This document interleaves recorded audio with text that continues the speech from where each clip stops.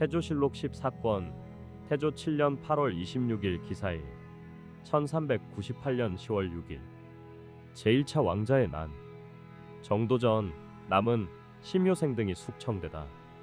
그 무렵 임금의 병이 위중해지자 정한군, 이간군 이방에, 회안군 이방간, 청원군 심종, 상당군 이백경, 의안군 이화, 이제 등이 모두 근정문 서쪽 행랑에 모여 숙직하였다.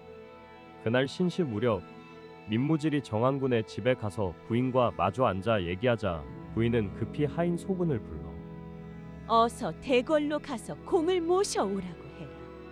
소근은 여러 군들이 다 함께 있는데 무슨 말로 모셔오겠습니까? 하자 부인이 내 가슴과 배가 아파서 급히 아래로 왔다고 하면 공께서 오실 거다.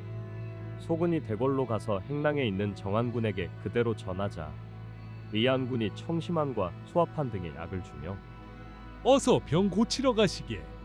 라고 했다. 정한군은 곧 집으로 돌아왔고 민무질이 다시 와서 부인과 정한군과 함께 비밀히 한참을 얘기했다. 부인은 정한군의 옷을 붙잡고 대궐에 가지 말라고 애원했지만 정한군은 어찌 죽음을 두려워하여 대궐에 가지 않겠소? 형님들이 모두 궁에 있으니 내가 사실을 알리지 않을 수 없어. 만약 변고가 생기면 마땅히 나서서 군사를 일으켜 백성의 뜻을 살펴야 할 것이오. 하며 옷소매를 뿌리치고 나갔다. 부인은 지게문까지 따라 나오며 부디 조심하세요. 라고 말했다. 그날 밤은 이미 어두워졌고 이미 열흘 전부터 왕자들이 거느리던 병력은 해산된 상태였으며 이방번만 예전처럼 병력을 유지하고 있었다. 정한군은 본래 자신의 군사들을 해산시키고 무기들도 태워버렸으나 부인이 몰래 무기들을 준비해 위급 상황에 대비하고 있었다. 이무는 원래 중립을 지키려 했던 인물로서 남은 등의 계획을 미리 정한군에게 알렸고 이때 민무질을 따라 정한군을 만나고는 먼저 자리를 떴다. 이무는 민무질과 인척 관계였고 죽성군 박포도 양쪽을 오가며 정보를 수집했다. 정한군은 민무구에게 명하여 이숙번이 무장한 병사들과 함께 신극내의 집에 머물게 하고 자신은 대궐에 들어가 서쪽 행랑에서 숙직했다. 다른 군들은 말을 남기지 않았으나 정한군은 소근에게 지시해 서쪽 행랑 뒤에서 말을 먹이게 했다. 이방번이 안으로 들어가려 하는데 정한군이 불렀지만 그는 머뭇거리다 대답 없이 들어갔다. 밤 초경 누군가 궁 안에서 나와 임금께서 병이 위급하여 병을 피하고자 하니 여러 왕자들은 빨리 들어오되 수행원들은 들어오지 말라. 고 전했다. 이화, 심종, 이제가 먼저 들어가고 정한군은 이간군, 회안군, 상당군 등과 함께 문 밖에 잠시 서 있다가 예전 법도대로면 궁궐의 문에는 밤에는 반드시 등불이 밝혀져야 하는데 지금은 등불이 없다. 며 의심을 더욱 굳혔다.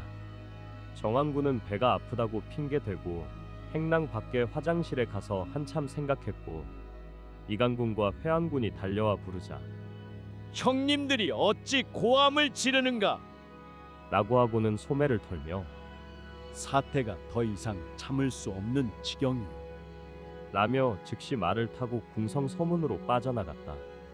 이간군, 회안군, 상당군도 함께 달아났으나 상당군만 정한군을 따라왔고 나머지는 넘어지기도 하였다. 정한군은 마천복에게 이방번을 불러오게 하며 나와서 나를 따르기를 바란다. 결국 저들은 너도 보호하지 않을 것이다. 라고 전했다. 이방번은 방 안에 누워있다가 마천목의 말을 듣고도 다시 누워버렸다. 그의 하인들은 불량한 무리들로 궁술과 마술만 익혔고 세자 자리를 노리고 있었다. 그들은 이방번에게 우리는 이미 중궁과 연결되어 있습니다. 곧 이방석에 자리를 대신할 교지가 내릴 테니 나가지 말고 기다리십시오. 라고 했고 이방번은 그 말을 믿고 나오지 않았다. 사람들은 이를 비웃었다. 정한군은 이방번이 나오지 않을 것을 알고 있었고 본가 동쪽 입구의 군영 앞에서 말을 멈추고 이숙번을 불렀다. 이숙번은 갑옷을 입은 장정 둘과 함께 나타났고 이강군, 상당군, 회양군 부자도 말을 타고 있었다. 이거이, 조영무, 신극래, 서익, 문빈, 심규령 등도 함께 모였고 민무구, 민무질까지 모두 모였으나 기병은 고장 10명, 보병은 9명 뿐이었다. 이에 정한군 부인이 준비한 철창을 군사들에게 절반을 나눠주었고 각 군들의 하인과 종들 10여 명은 막대기를 들고 있었으며 오직 소금만이 칼을 들고 있었다. 정한군은 말을 타고 둑속 북쪽길에 이르러 이숙번에게 물었다. 이제 어떻게 해야 하겠는가? 이숙번이 대답했다. 이미 이 지경까지 왔으니 두려워 마십시오. 군호를 정하시지요. 정한군은 산성이라는 두 글자를 군호로 정하고 삼군부 문 앞에 이르러 1000명이 내려지기를 기다렸다. 이방석 등은 병고가 일어났다는 소식을 듣고 병력을 이끌고 나와 싸우려 하면서 예빈시의 소경 봉월량에게 명해 궁궐 남문에 올라가 정한군 쪽 병력의 수를 엿보게 했다. 그런데 광화문에서 남산까지 정예 기병들이 가득 차 있는 것을 보고는 겁이 나서 밖으로 나오지 못했다. 당시 사람들은 신의 도움이라 여겼다. 정한군이 다시 이숙번을 불러 말했다. 이 일을 어떻게 해야 하겠는가? 이숙번이 대답했다. 간신들이 모인 곳을 군사로 포위하고 불을 질러 밖으로 나오는 자는 즉시 죽이는 것이 좋겠습니다. 밤이경 무렵 송현을 지나가다가 이숙번이 말을 몰아보고 했다. 여기가 바로 남원의 첩이 있는 소동입니다. 정한군이 말을 멈추고 먼저 보병과 소근 등 10명에게 그 집을 포위하게 했다. 집 문 밖에는 안장에 얹힌 말이 두세 필 있었고 하인들은 모두 자고 있었다. 정도전과 남은 등은 등불을 밝히고 모여 앉아 웃으며 이야기하고 있었다. 소근 등이 문틈으로 안을 엿보기만 하고 들어가지 않았는데 갑자기 세 개의 화살이 지붕 기와에 연이어 떨어지며 소리를 냈다. 소근 등이 동부 쪽으로 물러나 화살이 어디서 날아왔는지를 물으니 이숙번이 말했다. 내가 쏜 것이다. 소근 등에게 다시 안으로 들어가 그 집을 포위하게 하고 이웃집 세 곳에는 불을 질렀다. 정도전 등은 모두 도망쳐 숨었고 심효생, 익은, 장지화 등은 모두 죽임을 당했다. 도전은 도망쳐 이웃의 전 판사 민부의 집으로 들어갔다. 민부가 보고하였다. 배가 불룩한 사람이 제 집에 들어왔습니다. 정한군은 그 사람이 도전인 줄 알고 소근 등 4명을 보내어 체포하게 했다. 도전은 침실 안에 숨어 있었는데 소근 등이 그를 꾸짖어 밖으로 나오게 하니 도전은 작은 칼을 들고 걸을 수조차 없어 기어 나왔다. 소근 등이 그를 꾸짖어 칼을 버리게 하니 도전은 칼을 던지고 문 밖으로 나와 말했다. 제발 죽이지 말아 주시오. 한마디만 말하고 죽겠습니다. 소근 등이 그를 끌고 나와 정한군의 말 앞에 데려가니 도전이 말했다. 전하께서 예전에 저를 살려주신 적이 있으니 이번에도 제발 살려주십시오. 이 말에 예전이란 임신년을 가리킨 것이다. 정한군이 말했다. 너는 조선의 봉화백이 되었으면서도 그것조차 부족하게 여겼단 말이냐? 어떻게 그 악한 짓을 해서 이 지경에 이르게 된 것이냐? 이에 그를 목패게 하였다. 처음에 정한군의 부인이 스스로 정한군이 서 있던 자리까지 걸어가서 함께 죽고자 하였는데 정한군의 부하인 최광대 등이 극구 말렸으나 종 김부계가 정도전에 각과 칼을 가지고 오는 것을 보고서야 부인이 돌아갔다. 정도전에게는 아들 넷이 있었는데 그중 정유와 정영은 병고가 일어났다는 소식을 듣고 급히 도우러 가다가 흩어진 병사들에게 죽임을 당했고 정담은 집에서 스스로 목을 찔러 자결했다. 처음에 정담은 아버지에게 말했다. 오늘 일은 정한군에게 알리지 않을 수 없습니다. 그러자 정도전이 말했다. 내가 이미 고려를 배반했는데 지금 또 이 편을 배반하고 저 편으로 붙는다면 사람들이 비록 말하지 않는다 해도 내 마음이 어찌 부끄럽지 않겠느냐? 이무가 문 밖으로 나오다가 빗나간 화살에 맞고는 말했다. 나는 이미 보병이 그를 죽이려 하자 정한군이 말했다. 죽이지 마라. 그리고 말을 그에게 내주었다. 나무는 하경, 최운 등을 데리고 도망쳤고 이직은 지붕 위에 올라가 하인인 척 불을 끄는 신용을 하며 빠져나가 도망쳤다. 대궐 안에 있던 사람이 송현 쪽에 불꽃이 하늘에 가득한 것을 보고 황급히 임금께 달려가 보고했다. 궁궐 안에 호위 병사들이 북을 치고 피리를 불며 소리쳤다. 이천우는 자기 집에서 하인을 둘 데리고 대궐로 향하는데 마천목이 그를 보고 안국방 동구까지 뒤쫓아가며 말했다. 천우 영공이 아니십니까? 천우는 대답하지 않았고 마천목이 말했다. 영공께서 대답하지 않으신다면 화살을 쏠 수밖에 없습니다. 그러자 천우가 말했다. 그대는 마사지가 아닌가? 왜 나를 부르는가? 천목이 대답했다. 정한군께서 여러 왕자들과 함께 이곳에 모여 계십니다. 이에 천우는 곧바로 정한군에게 달려가 말했다. 이번 일을 일으키면서 어찌 저에게 미리 알리지 않으셨습니까? 정한군은 박포와 민무지를 보내 좌정승 조준을 데려오게 하였는데 조준은 점쟁이에게 거취를 점치게 하고 바로 나오지 않았다. 이에 숙번이 다시 가서 재촉했고 정한군은 중간쯤까지 나가 그를 맞이하였다. 조준은 이미 우정승 김사영과 함께 오고 있었고 갑옷을 입은 하인들이 많이 따랐다.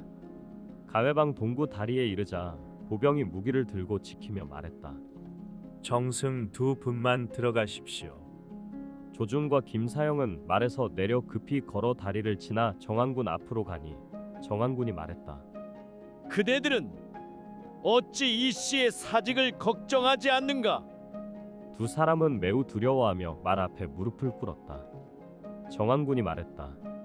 정도전과 남으니 어린 서자를 세자로 세우려 하며 내 동복 형제를 없애려 했으니 내가 약한 쪽에서 먼저 손을 쓸 수밖에 없었다.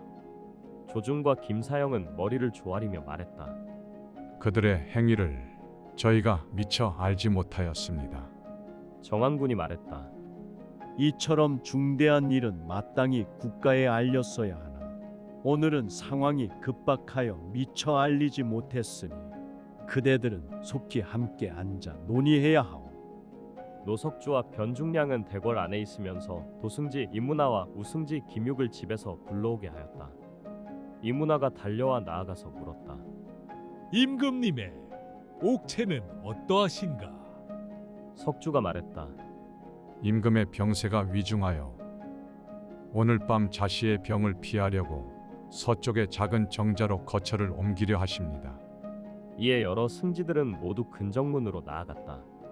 도진무 박위가 근정문 앞에 서서 큰 소리로 외쳤다. 군사가 왔는가?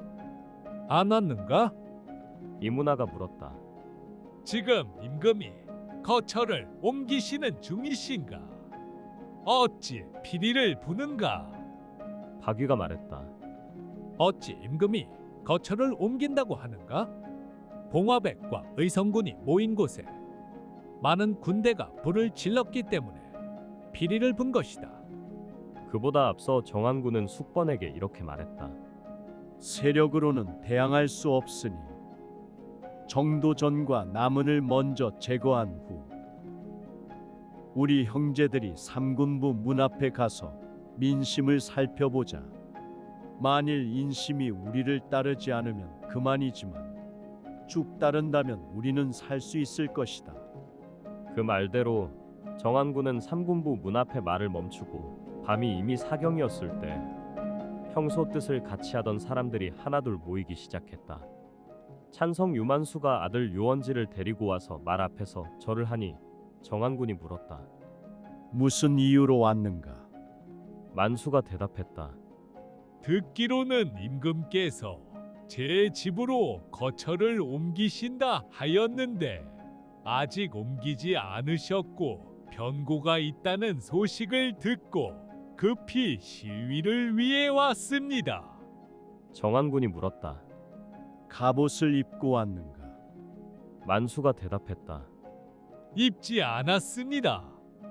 즉시 그에게 갑옷을 입히고 말 뒤에 서게 하자 이천우가 말했다. 만수는 정도전과 남은의 무리이니 죽이지 않을 수 없습니다. 정한군이 말했다. 그건 옳지 않다. 그러나 회한군과 이천우 등이 강하게 주장하며 말했다. 이처럼 급박한 때에는 여러 사람의 의견을 막을 수 없습니다. 정한군이 숙번을 돌아보며 말했다. 이제는 되돌릴 수 없겠구나. 그리고 만수의 죄를 묻게 하니 만수가 즉시 말해서 내려 정한군의 말고삐를 잡으며 말했다. 제가 직접 자백하겠습니다. 정한군이 하인에게 말고삐를 놓게 했지만 만수는 끝내 놓지 않아 소근이 작은 칼로 턱 밑을 찔렀다. 만수가 고개를 들어 뒤로 쓰러지자 목을 베었다. 정한군은 원지에게 말했다. 너는 죄가 없으니 집으로 돌아가거라. 하지만 회한군이 뒤쫓아가 예빈시 문 앞에서 그를 죽였다. 조중과 김사영은 도평이 사사에 들어가 있었는데 정한군은 이렇게 생각했다. 만일 방석 등이 호위 병사를 데리고 북문 밖으로 나와 싸운다면 우리 군은 적어 밀릴 것이다. 밀리게 되면 도당에 모인 정승들이 저편 뒤로 붙을 수도 있다. 그래서 사람을 보내 도당에 전하게 했다. 우리 형제들은 지금 거리 위에 있는데 정승들이 도당 안에 있는 것은 옳지 않소. 마땅히 즉시 운종가 위로 나와야 하오. 그리고 예조에 명하여 백관을 급히 불러 모이게 했다. 친군이 도진무 조원도 대궐 안에서 당직 중이었는데 정한군이 사람을 보내 조원과 박위를 불렀다. 조원은 명을 듣고 즉시 부하 갑사와 패두들을 거느리고 나와 말 앞에서 절했고 박위는 한참 응하지 않다가 마지못해 칼을 차고 나왔다. 정한군은 그를 온화하게 대하였다. 박위는 군사 세력이 약한 것을 보고 말했다. 모든 처분은 날이 밝은 뒤에 하겠습니다. 그 뜻은 날이 밝으면 군사의 약함이 드러나 여러 사람의 마음이 돌아설 것이라 본 것이었다. 정한군은 그를 도당으로 보내려 했으나 회한군이 정한군에게 청하여 사람을 보내 박위를 못 패게 했다. 정한군이 조온에게 명령하여 대궐을 지키던 갑사들을 모두 나오게 하니 조온은 바로 지휘관들을 보내 대궐에 들어가 숙직하던 갑사들을 모두 나오게 하였다. 그렇게 근정전 남쪽을 지키던 갑사들이 전부 나와 갑옷을 벗고 무기를 내려놓게 하자 정한군은 그들을 각자의 집으로 돌려보냈다. 처음에 이무는 정한군의 병력이 약한 것을 보고 일부러 정신이 혼미한 척하면서 사람을 시켜 부축받으며 정한군에게 말했다. 화살에 맞은 곳이 많이 아픕니다. 도당의 아방에 가서 잠시 쉬고 싶습니다. 정한군은 좋다. 고하였다. 그러나 조금 뒤에 이무는 박위가 차명을 당했다는 말을 듣고는 다시 밖으로 나왔다. 다음 날 달기 올 무렵 임금은 노석주를 불러 궁궐 안으로 들이게 하고 새벽에 다시 이문화를 불러 서쪽 정자로 오게 했다. 그때는 세자와 왕자들 그리고 고위 대신 등이 모두 대궐 안에 들어와 있었다. 왕자들과 고위 신하, 궁중의 내관들까지도 전부 갑옷을 입고 칼을 차고 있었고 조순, 김육, 노석주, 변중량 네 사람만이 갑옷을 입지 않았다. 이때 노석주는 이문화에게 임금의 교지를 전하며 말했다. 교서를 써라. 문화는 사양하려 했지만 석주가 말했다. 한산군이 예전에 지은 주섬원수 교서의 형식을 따라 쓰면 된다. 문화가 되묻자 석주는 말했다. 적을 이긴 것은 순간일 수 있으나 임금을 무시한 죄는 천년이 지나도 용서할 수 없다는 것이다. 문화가 다시 물었다. 지금 주범이 누구인가? 석주가 답했다.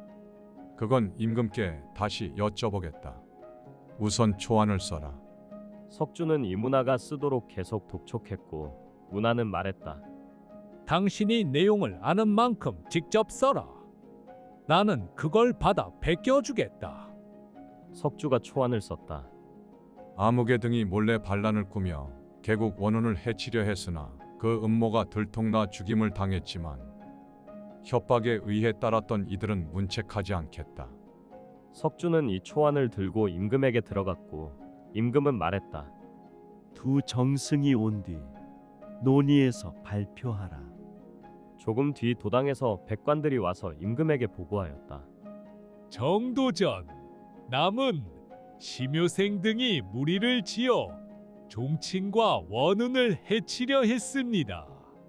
일이 급박하여 미리 아뢰지 못했지만 이미 모두 처형하여 싸우니 놀라지 마시옵소서. 이때 이제가 임금 곁에서 말했다.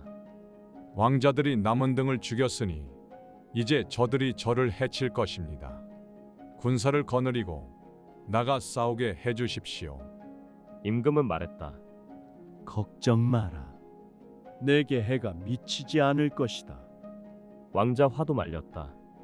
내부의 일이니 서로 싸울 필요가 없다. 이제가 칼을 뽑고 노려보았으나 화는 태연히 앉아 움직이지 않았다. 그 무렵 영안군은 임금의 병쾌를 비는 제계를 소격전에서 드리고 있었는데 별난 소식을 듣고 종 하나만 데리고 밧줄에 매달려 성을 빠져나가 풍양에 있는 김인규의 집에 숨었다. 정안군은 사람을 보내 영안군을 데려왔고 궁궐 남문 밖에 도착했을 땐 해가 기울 무렵이었다. 사람들이 정안군을 세자로 삼으라고 권했으나 정안군은 완강히 거절하고 영안군을 세우기를 청했다. 영안군은 말했다. 나라를 세운 공은 모두 정안군의 공입니다. 제가 세자가 될 수 없습니다. 그러자 정안군이 말했다. 나라의 근본을 정하고자 한다면 마땅히 적장자에게 있어야 할 것입니다. 영안군이 응했다. 그렇다면 내가 맡겠다. 이에 도당이 백관을 거느리고 다음과 같은 상소를 올렸다. 세자는 적장자로 삼는 것이 영원한 도리인데 전하께선 어린 아들을 세자로 삼으셨습니다. 정도전 등이 그 세자를 감싸며 여러 왕자들을 해치려 하였고 화가 닥칠 뻔했지만 다행히도 신의 도움으로 반역자들이 죽었으니 영안군을 세자로 삼게 해주십시오. 임금은 한참을 침묵하다가 방석을 보고 말했다. 너에겐 오히려 편해졌구나. 그리고는 즉시 허락하였다. 정승들이 궁금해하여 묻자 문하는 세자를 바꾸는 일입니다. 라고 했다. 석주는 교지 초안을 문하에게 서명하게 했지만 문하가 거절했고 화에게도 청했으나 거절당했다. 다른 정승들에게도 요청했지만 모두 거절하자 문하가 말했다. 자기가 쓴 글에 왜 자기가 서명하지 않습니까? 석주가 좋다. 고하고는 본인이 서명해 교서를 소매에 넣었다. 잠시 후 석주가 임금의 명을 받아 나와 말했다. 교서를 다시 써서 빨리 발표하라. 문하가 되묻자 석주는 말했다. 정도전과 남은 등이 왕자와 종씨를 해치려 한 반역자들이고 그 계획이 발각돼 죽었으니 따라온 자들은 죄를 묻지 말라는 내용으로 바꾸어라. 변중량이 이를 써 올리자 임금은 시녀에게 부축받아 앉아 서명하고 다시 누웠다. 병세가 깊어져 토하려 했지만 토하지 못하고 말했다. 무언가가 목에 걸려서 내려가지 않는 것 같다. 정안군은 무기 창고를 열게 하여 갑옷과 창을 꺼내 100명의 화통군에게 지급하니 군의 사기가 조금 올랐다. 정안군은 신용봉을 보내 대궐 안에 전하기를 흥안군과 무안군은 집으로 돌아갔는데 의안군 이하 왕자들은 왜 나오지 않는가? 라고 했다. 왕자들은 눈짓만 하며 아무 말도 하지 않았고 재촉하자 화 이하의 왕자들이 모두 나왔다. 종은 성의 물문을 통해 몰래 빠져나갔고 정신이만 오래 머물다가 재촉을 받고 나왔다. 도당에서 방석을 밖으로 내보낼 것을 청하자 임금은 말했다. 이미 허락한 일이니 나가도 무슨 해가 있겠는가. 방석은 울면서 작별을 고했고 어머니 현빈이 옷자락을 붙잡고 통곡하자 방석은 옷을 뿌리치고 나갔다. 처음엔 방석을 먼 지방에 유배 보내기로 했지만 서문을 나가자 이거이, 이백경, 조박 등이 도중에서 죽이기로 결의하고 사람을 보냈다. 도당은 또 방번을 내보내기를 청했고 임금은 방번에게 말했다. 세자는 끝났지만 너는 그냥 유배될 뿐이다. 방번이 궁성 남문으로 나가려 하자 정한군이 들어와 손을 붙잡고 말했다. 남은 등이 우리를 제거했다면 너도 죽었을 것이다. 지금은 외방에 나가지만 곧 돌아올 것이다. 잘 가거라. 방번은 통진에 유배될 예정이었고 양화도를 건너 도승관에서 머물고 있었는데 방간이 이백경 등과 함께 도당에 다시 상의하여 그를 죽이기로 했다. 정한군은 방석과 방번이 죽었다는 소식을 듣고는 이숙번에게 조용히 말했다. 나는 유만수도 살리려 했던 사람인데 하물며 내 동생들이랴.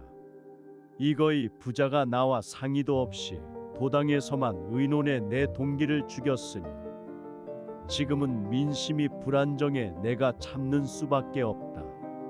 이 말은 밖에 절대 발설하지 말라.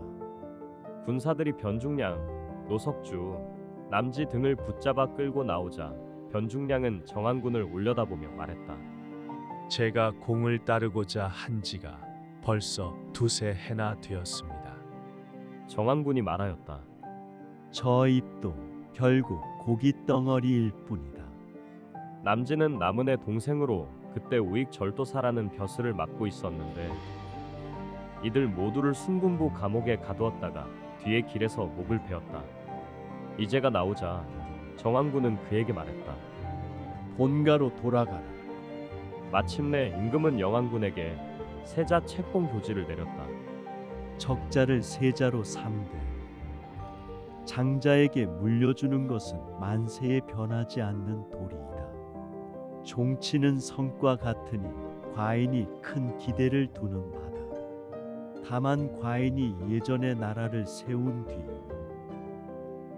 장자를 버리고 어린 아들을 세자로 삼아 방석을 세운 일은 내가 사랑에 치우쳐 의리를 밝히지 못한 잘못일 뿐 아니라 정도전, 남은 같은 자들도 그 책임을 피할 수 없을 것이다. 그때 만약 초나라 왕이 어린 아들을 세자로 삼아 화를 입은 사례를 경계 삼아 조정에서 직언했더라면 내가 어찌 따르지 않았겠는가. 그러나 정도전 같은 무리들은 간언은커녕 오히려 그가 세자가 되지 못할까 두려워하였다. 얼마 전 정도전, 남은, 심효생, 장지화 등이 몰래 반란을 꾀해 나라의 근본을 어지럽히려 하였으나 다행히 천지와 사직의 도움으로 반역자들이 죗값을 받아 차명에 처해졌고 왕실은 다시 평온을 되찾았다. 방석은 화의 근원이므로 수도에 둘 수 없어 동쪽 변방으로 내쫓았다. 나는 이제 지난날의 잘못을 뉘우치고 백관의 청원도 있었기에 너를 세자로 삼는다. 덕을 드러내어 너를 낳은 부모에게 부끄럽지 않도록 하고 성심을 다해 사직을 안정시켜라. 이에 문화와 김육에게 명하여 세자를 뵙게 하였고 세자는 문화를 불러 말하였다. 지금 궁 안에 호위할 사람이 없으니 그대는 빨리 다시 궁 안으로 들어가라. 문화는 즉시 다시 들어갔고 조순이 세자의 명을 전달하였다. 시녀와 궁 안의 노복을 제외한 나머지 사람은 모두 밖으로 나가게 하라. 문화가 또 밖으로 나오자 세자가 물었다. 그대는 왜 나오는가? 문화가 그 이유를 상세히 설명하니 세자가 말했다. 그대에게 말한 것이 아니니 빨리 다시 들어가 호위하라. 또 상장군 이부에게도 궁 안에 들어가 호위하게 하였다. 임금은 조순에게 명하여 세자에게 각과 안장을 갖춘 말을 하사하였다. 세자는 대궐 안으로 들어갔다. 이제가 집으로 돌아가자 옹주가 이제에게 말했다. 내가 당신과 함께 정한군 댁으로 가면 반드시 살 수 있을 거예요. 그러나 이제는 그 말을 듣지 않았고 저녁 무렵 군사들이 그를 뒤쫓아와서 죽였다. 정한군은 그 소식을 듣고 놀라 즉시 진무전응을 불러 말하였다. 흥한군이 죽었으니 그 집의 노비들이 곧 도망칠 것이다. 내가 군사 여러 명을 데리고 흥안군 집에 가서 시신을 수습하고 노비들에게 이렇게 엄히 알려라. 도망하면 후일 반드시 큰 벌을 받을 것이다. 전응은 그 집에 도착해 시녀를 시켜 안으로 알리며 말했다. 놀라지 마시오. 나는 정한군이 보낸 진무입니다. 그리고는 시신을 수습하는 모든 일을 정한군의 명에 따라 정성껏 처리하니 옹주는 감격해서 울었다. 나무는 도망쳐 성 밖 포막에 숨어 있었고 최운, 하경 등이 곁을 지켰다. 나무는 순군부에 자수하고자 했지만 최운 등이 말렸고 나무는 말했다. 정도전은 원한이 많아 죽었지만 나는 그렇지 않다. 결국 그는 순군부 문 밖으로 나왔다가 곧 차명에 처해졌다. 이후 전하가 왕위에 오르자 하경과 최우는 주인을 충성스럽게 섬긴 공로로 모두 등용되었다. 정한군은 여러 왕자들과 함께 감순청 앞에 장막을 치고 3일 동안 숙직하였고 그 후에는 삼군부에서 숙직하다가 세자가 내선을 받고 나서는 각자 자신의 집으로 돌아갔다. 정도전, 남은, 심효생, 박위, 유만수의 졸기. 정도전의 자는 종지이고 호는 삼봉이었다. 본관은 안동봉화이며 형조 판서를 지낸 정운경의 아들이다. 고려 공민왕 경자년에 성균시에 합격했고 이민년에 진사 시험에도 합격하였다. 이후 여러 관직을 거쳐 통례문 지우까지 올랐다. 병오년에 부모님이 연달아 돌아가셔서 염악을 짓고 장례를 치르고 상을 마쳤으며 신해년에 불려가 태상박사로 임명되었다. 공민왕이 친히 종묘에 제사를 올릴 때 정도전은 의례도를 참고해 악기를 제작하였다. 이후 예의정랑, 예문응교를 거쳐 성균관의 사해로 승진하였다. 갑인년에 공민왕이 돌아가셨고 을묘년에 북원의 사신이 국경에 도착하자 정도전이 말했다. 선왕께서 이미 명나라를 섬기기로 결정하셨는데 지금 원나라 사신을 맞이하는 것은 옳지 않습니다. 게다가 원나라 사신이 우리에게 죄명을 덮어 씌워 사면해 주겠다고 하니 우리가 그들을 맞이할 수 있겠습니까? 하지만 당시 재상들이 그의 말을 듣지 않자 정도전은 이를 고집하여 말하다가 미움을 사서 회진으로 좌천되었다. 갑자년에 성절사를 맡은 정몽주가 그를 천거하여 서장관으로 경사에 다녀온 뒤 성균관 사성에 임명되었다. 정묘년에 외직을 자원하여 남양 부사가 되었고 무진년에 임금이 정권을 잡자 불려가 대사성에 임명되었다. 이후 여러 차례 계책을 올려 밀직제하 지공거로 승진하였으며 시팍 보제조가 되어 상명, 해일 등의 삼법을 가르쳤고 예문제학으로 있으면서 진맥도결을 지었다. 기사년에는 조준 등과 함께 사전 철폐를 청하였다. 공양왕이 즉위하자 삼사우사로 승진하고 중흥 공신으로 충의군에 봉해졌다. 병오년에는 정당문학이 되었고 윤희, 이초에 누명을 쓴 옥사가 일어나자 정도전은 그들을 변호했으나 정몽주가 왕에게 간언하여 이 사건은 중지되었다. 정도전은 계품사로 경사에 다녀왔다. 신민년에는 형벌과 상벌의 부당함에 대해 아뢰었으나 공양왕이 이를 받아들이지 못해 나주로 좌천되었다가 임신년에 다시 불려 돌아와 남은 등과 함께 임금 옹립을 논의하였다. 임금이 즉위하자 공로를 평가받아 1등 공신으로 책정되었고 문화시랑 찬성사 겸 판상서사사로 임명되었다. 다시 계품사로 경사에 다녀온 뒤 판삼사사 겸 판삼군부사로 승진하고 삼도 도통사가 되어 진도, 수수도, 경국전, 경제문감 등을 편찬하였다.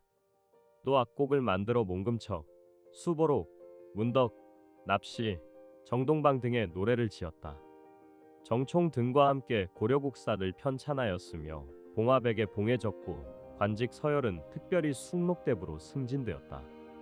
병자년에는 동지공거로서 초장에서 경서 강론을 시험하는 제도를 처음 시행하였다. 정축년에는 동북면을 순시하여 주군의 이름을 정하고 공주성을 수리하였다. 무인년 봄에 돌아오자 임금이 나와서 그를 맞이하며 위로하고 후하게 대우하였다. 정도전은 타고난 자질이 총명하고 민첩하였으며 어릴 때부터 학문을 좋아해 많은 책을 읽고 식견이 넓었다. 항상 후배들을 가르치고 이단 사상을 배척하는 것을 자신의 사명으로 여겼다. 가난하고 궁핍한 시절에도 한가롭게 지내며 자신에게 문무를 겸비한 재능이 있다고 여겼다. 임금을 따라 동북면까지 갔을 때 정도전은 군대의 질서가 잘 잡혀 있는 모습을 보고 조용히 말했다. 훌륭합니다. 이 군대로 못할 일이 어디 있겠습니까? 이에 임금이 물었다. 무슨 일을 말하는 것인가? 정도전이 대답하였다.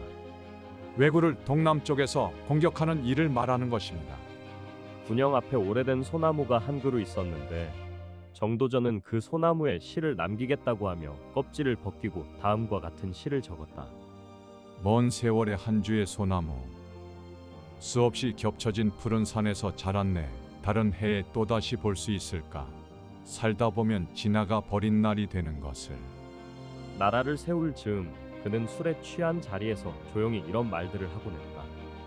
한나라 고조가 장자방을 쓴 것이 아니라 장자방이 바로 한 고조를 만든 것이다. 임금을 도운 일에 있어 모의하지 않은 것이 없었기 때문에 마침내 큰 공을 세우게 되었고 정말로 상등의 공신이라 할 만하였다.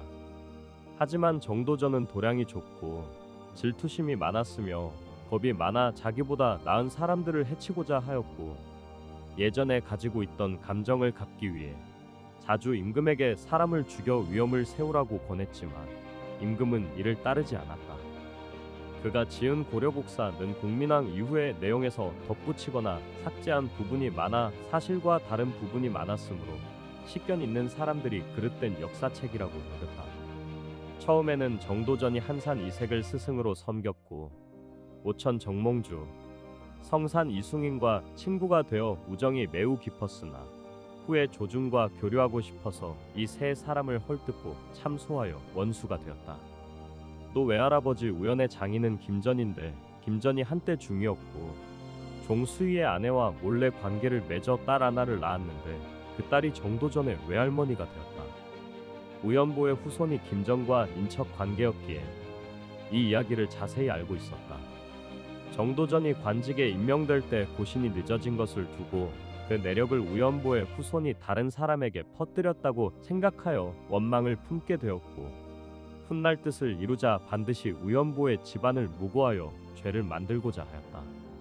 그래서 몰래 거정 등을 사주하여 그 세 아들과 이숭인 등 5명을 죽였고 이어서 남은 등과 함께 어린 서자의 권세를 믿고 자기 뜻을 마음껏 펴고자 하다가 종친을 해치려 한 것이 발각되어 자신과 세 아들이 모두 죽임을 당했다.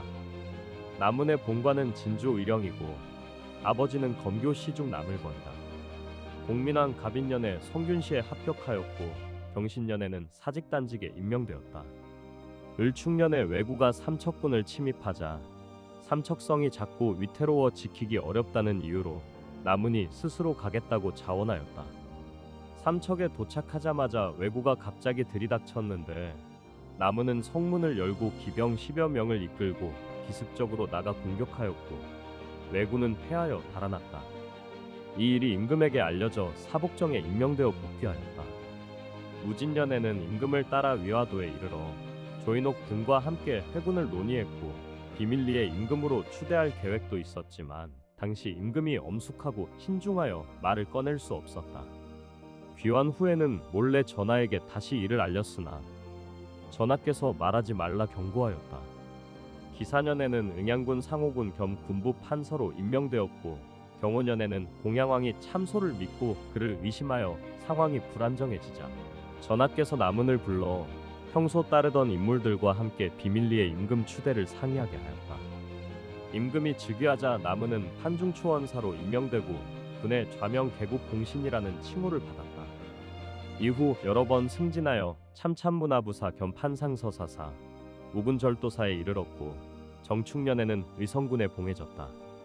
남은은 성격이 호방하고 자유분방했으며 어려서부터 기이한 계책을 좋아했다. 개국 당시 상등의 공신 반열에 있었으나 학문이 부족하고 식견이 짧은 탓에 강씨가 적통을 빼앗으려는 계획을 지지했고 마침내 정도전 등과 함께 권력을 독점하며 종친을 제거하려 하다가 화를 입어 죽게 되었다. 당시 그의 나이는 45세였다. 아들로는 남경수, 남경우, 남경복, 남경지가 있다. 심효생의 본관은 순천 부유이며 아버지는 지금 주의 현령인 시민입니다. 경신년에 성균시에 합격하고 계해년에는 과거에서 을과 제2위로 급제했다. 이후 오랫동안 벼슬하여 장령에 이르렀다.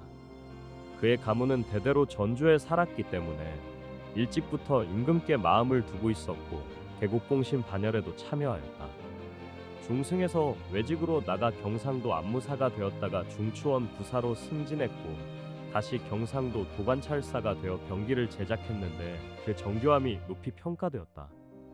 벼슬은 예문관 대제학 부성군까지 올랐고 나이는 50세였다. 아들은 심도원이다. 박위의 본관은 밀양이다. 처음에는 공민왕에게 벼슬을 받아 패왕 때까지 중앙과 지방을 두루 거쳤고 재능이 있어 칭찬을 받았다. 김해, 진주, 계림, 영흥 등지에서 근무했고 여러 번 왜구를 토벌해 장수로서의 능력을 인정받았다.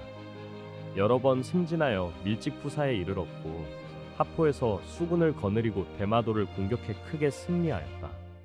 임금이 즉위한 후 박중질 등이 체포되면서 박위가 관련되어 있다는 자백이 나오자 대간에서 극형을 요구했지만 임금이 변호의 목숨을 건졌다. 이후 참참문화부사로 승진해 금군을 통솔하게 되었는데 이때 왕자들이 그를 불러 국문 앞에서 병사들과 어슬렁거리다가 결국 죽음을 맞았다. 아들은 박기이다.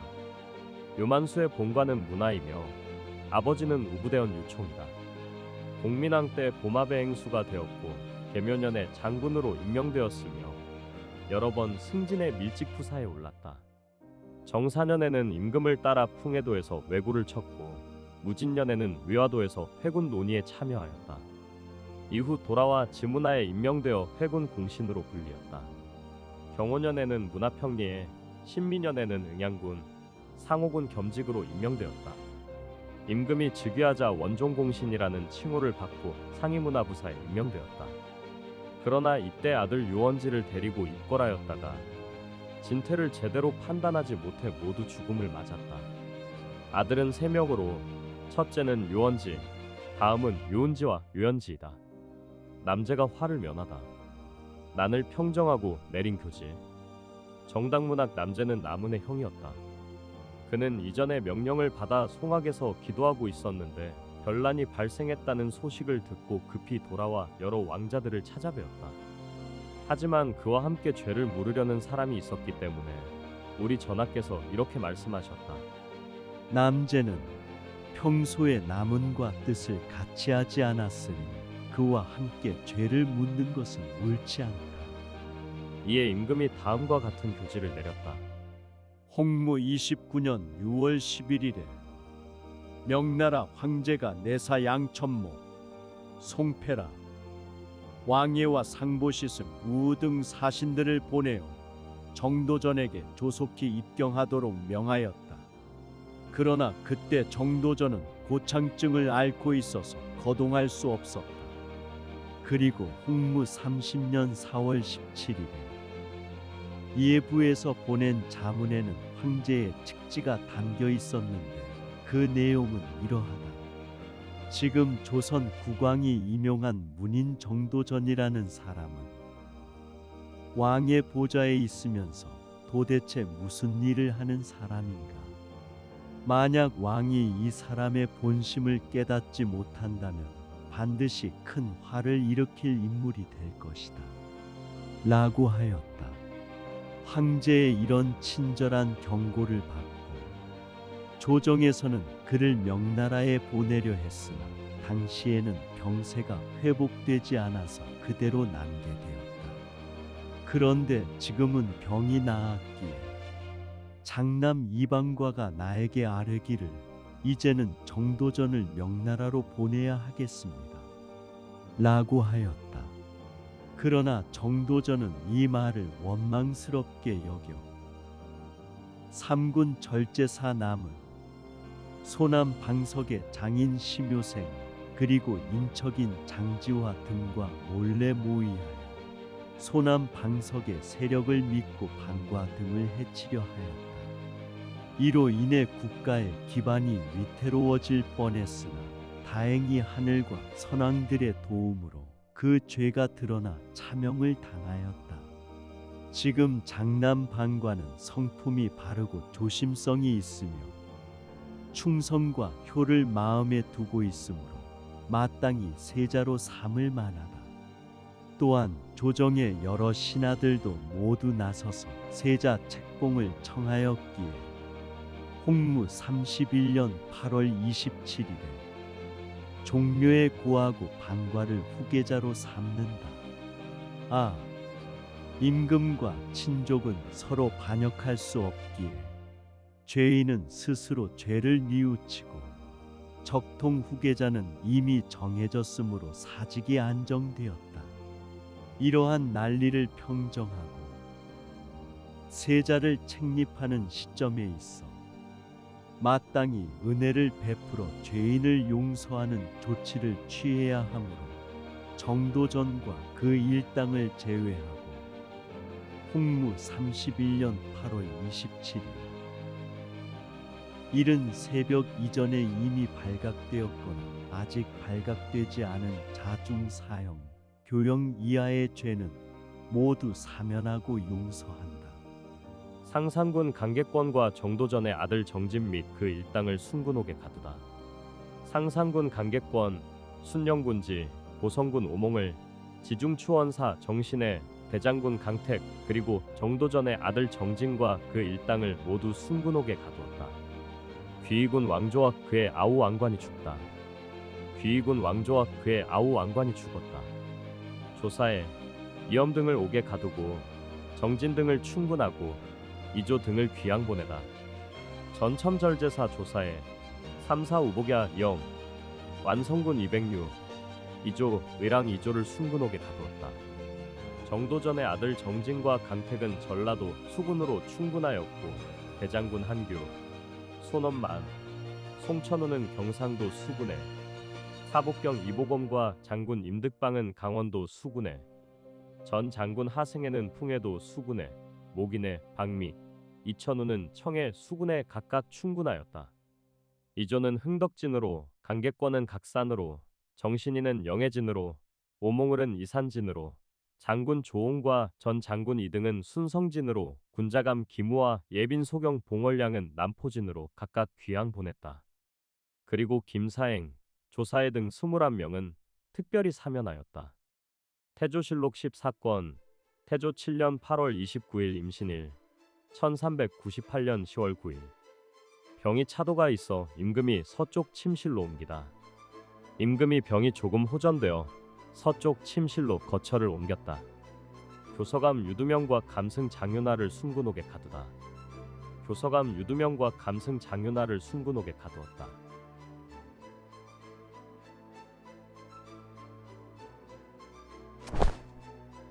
태조실록 15권, 태조 7년 9월 1일 개유일, 1398년 10월 10일.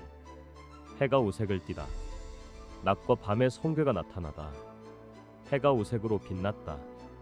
금성이 낮에 나타났고 밤에는 유성이 규성과 화성에서 나와 누성의 영역으로 들어갔다.